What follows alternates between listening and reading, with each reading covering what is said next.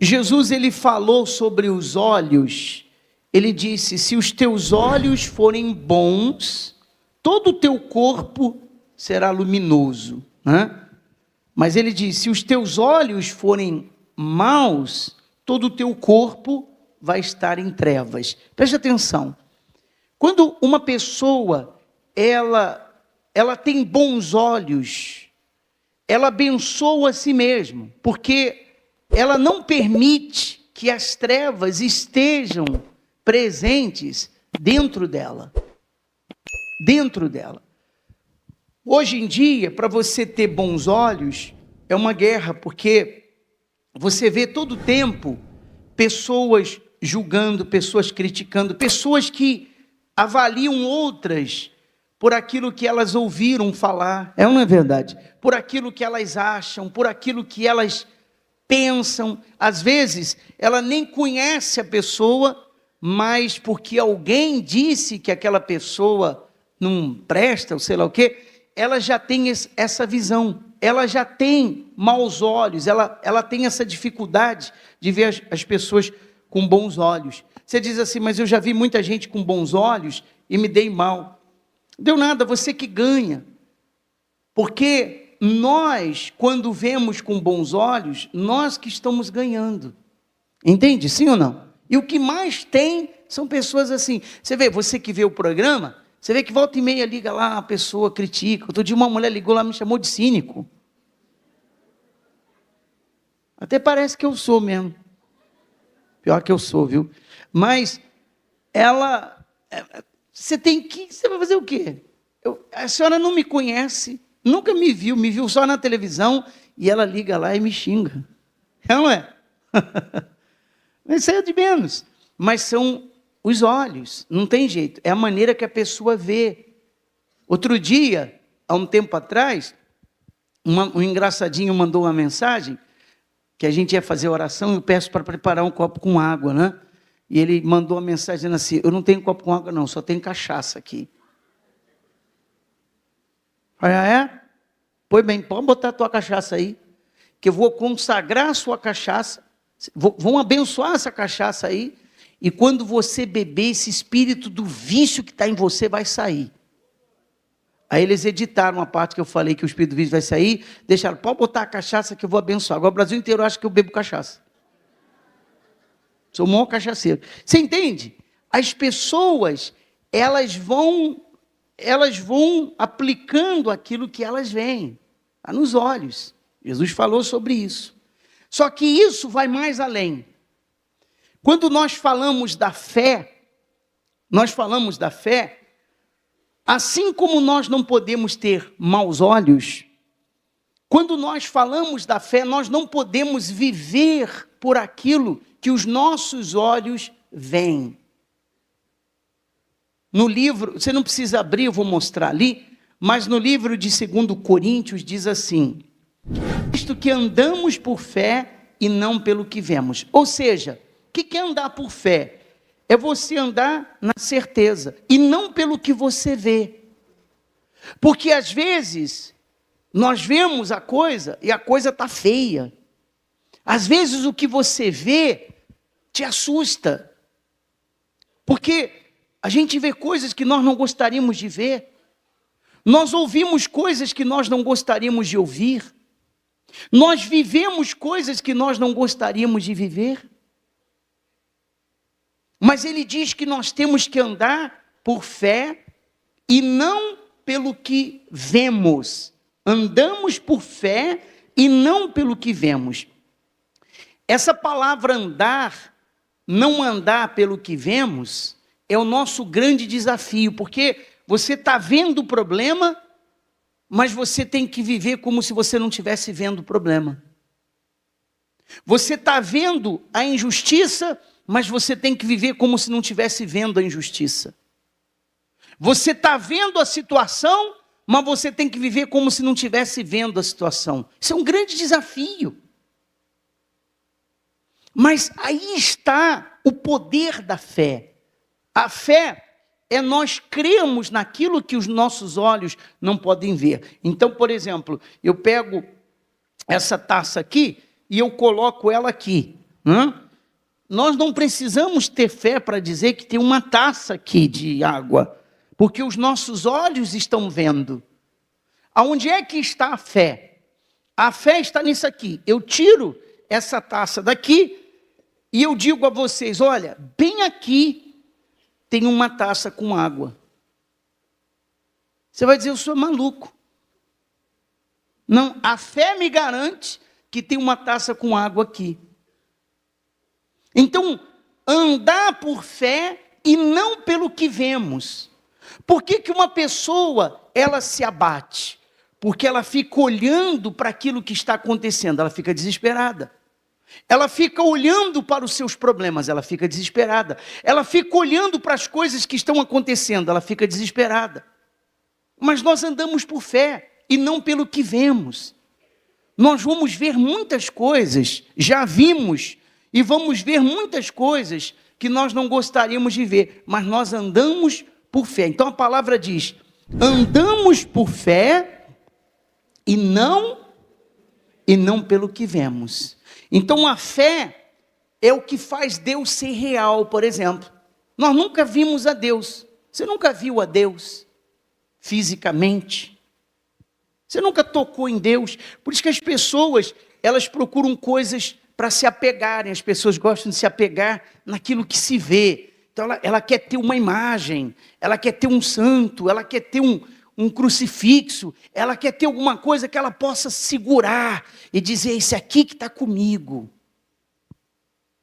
Normalmente é assim. É ou não é verdade? Eu não estou sozinho, eu tenho esse crucifixo comigo. Ela quer alguma coisa que ela possa palpar, porque ela não anda por fé. Porque fé é você ter certeza do que você não vê. Então as pessoas apostam isso, então elas querem estar apegadas a isso, elas acreditam na ferradura atrás da porta, ela acredita que o pé de coelho vai dar sorte, não é verdade? Sim ou não?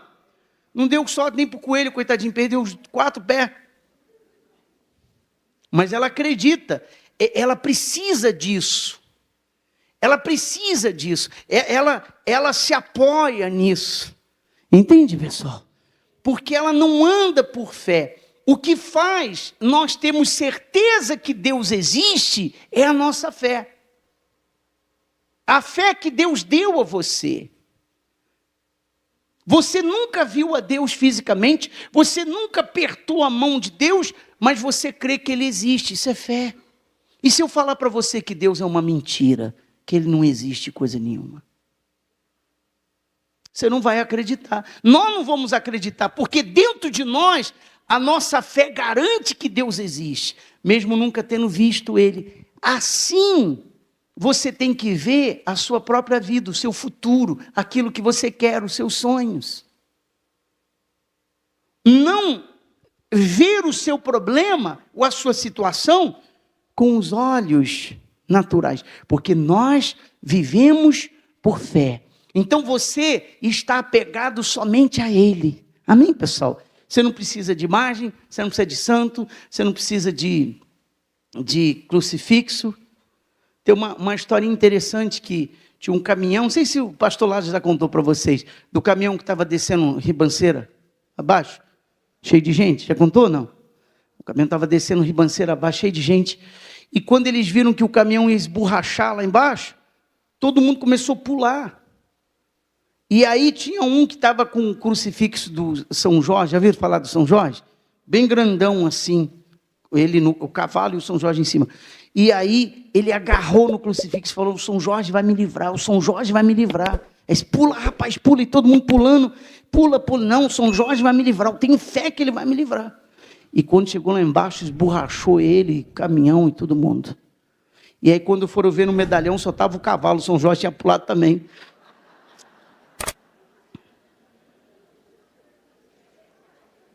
Na hora do sufoco,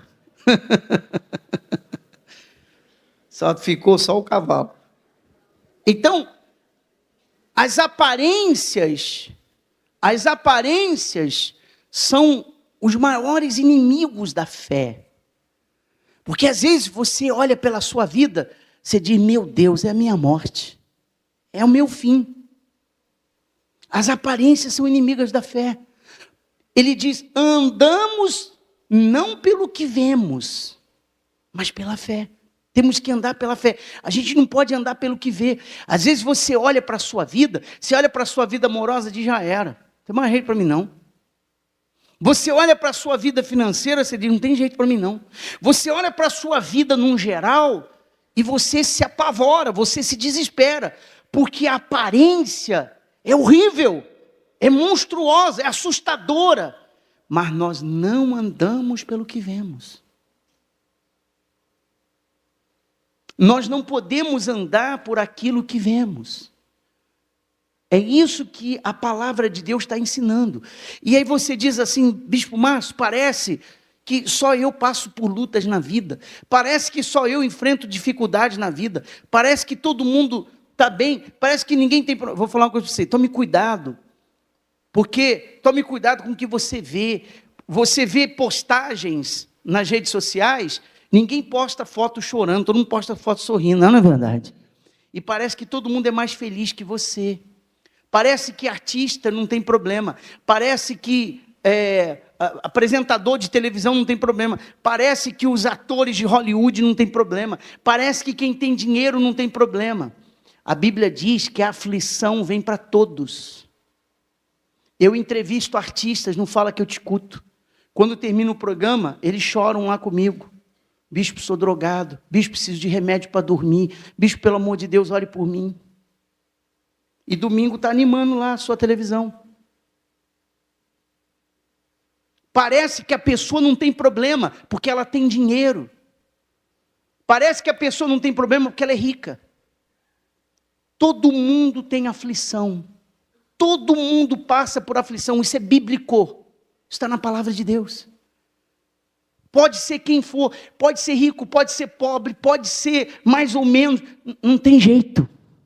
Eu estava morando nos Estados Unidos, há 1 ano e pouco eu voltei, lá na Califórnia tinha um senhor que era diretor de Hollywood, dos filmes de Hollywood, riquíssimo, riquíssimo, riquíssimo, 56 anos, um homem pintoso, cabelo grisalho, bonito, rico, tinha iate, tinha isso, tinha aquilo, se jogou lá do apartamento dele na Califórnia e morreu. O que faltava para esse homem, meu Deus? Nada. Esse homem tinha tudo o que ele quisesse na vida. Ele estalava o dedo e as coisas apareciam na frente dele. Rico, milionário, inteligente. Esse homem tinha tudo o que você possa imaginar. E cometeu suicídio. Então, não adianta. A aflição vem para todo mundo. Se você viver por aquilo que você vê, você vai viver desesperado. Porque tem dia que a gente vê coisa boa, não é? Pô, só coisa boa. Tem dia que você só vê coisa ruim. É assim. Então ele diz, andamos por fé e não pelo que vemos. Repete aí, pessoal. A gente tem que andar por fé e não por aquilo que os nossos olhos veem. Aí você diz, como eu dizia, parece que só acontece com os outros. Acontece comigo, com você, com o Bispo Macedo, com a igreja, com qualquer pessoa. Inclusive aconteceu com o próprio apóstolo Paulo. O apóstolo Paulo teve momentos na sua vida, teve um momento tão difícil, tão difícil. Estamos falando de um servo de Deus, que diz assim a palavra, 2 Coríntios 1,18. A gente não sabe o certo que o apóstolo Paulo estava enfrentando.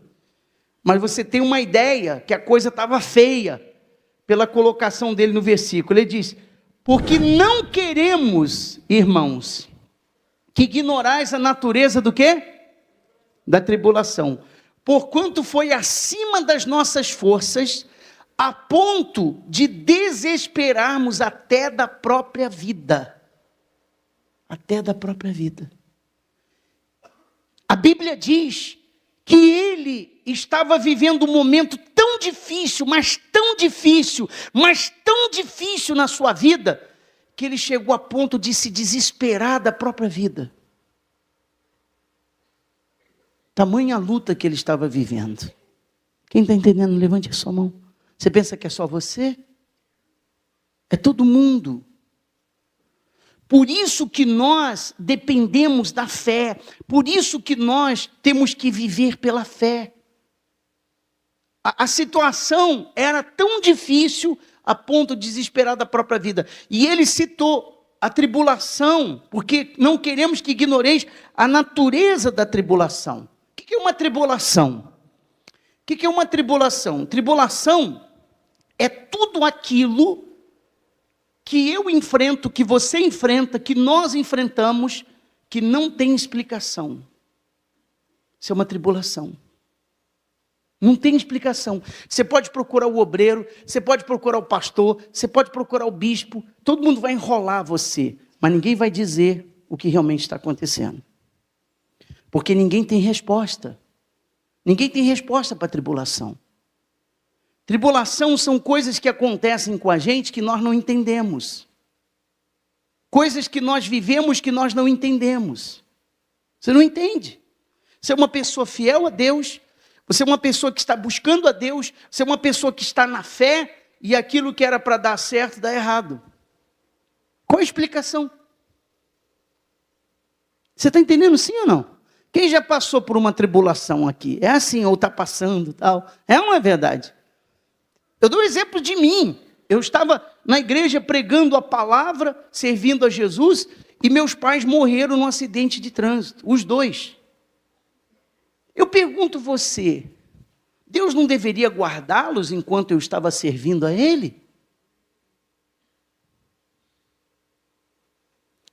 Perdas que você sofre, situações que você vive e que você não sabe por que aquilo está acontecendo. E aí começam as condenações. Não, será que eu estou fazendo? Primeira coisa que a pessoa pergunta é isso. Ela vem, procura o pastor, alguém, fala, eu quero saber o que eu estou fazendo de errado. Por quê? Não, porque a minha vida não está dando certo, porque as coisas não estão indo para frente, e por isso e por aquilo. A pessoa logo liga aquilo a erros e falhas, que pode ser também, sem dúvida, mas nem sempre lutas, fracassos, dificuldades que você enfrenta na vida está ligado a pecado, a erro.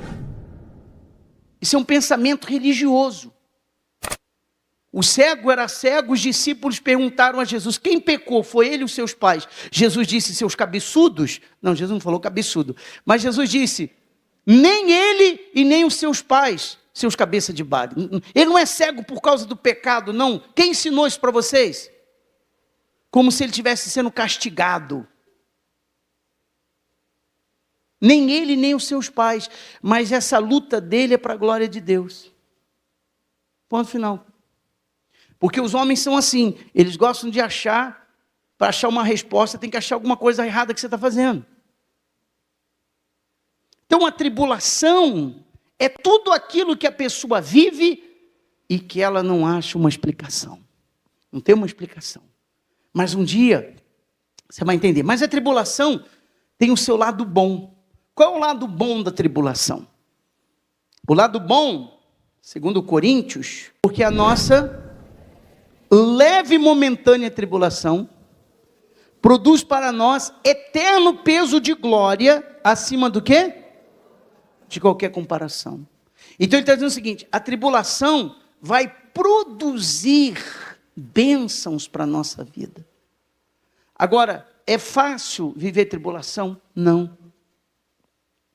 Mas se a pessoa, ela tem o espírito da fé, ela não anda pelo que ela vê, porque na tribulação você só vê coisa ruim. Você não vê uma coisa boa na tribulação.